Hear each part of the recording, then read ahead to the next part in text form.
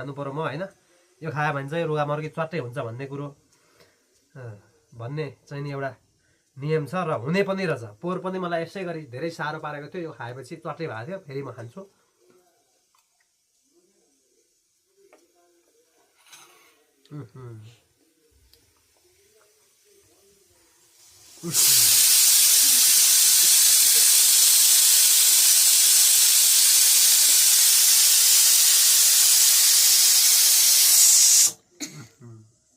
धेरै खाइयो कि क्या हो?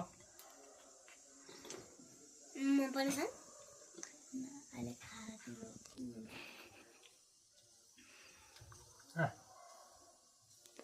7 मिटर छ तपाईँ चार रुगामर्गीहरूको यसले च्वाट्टै बनाउँछ। विषेक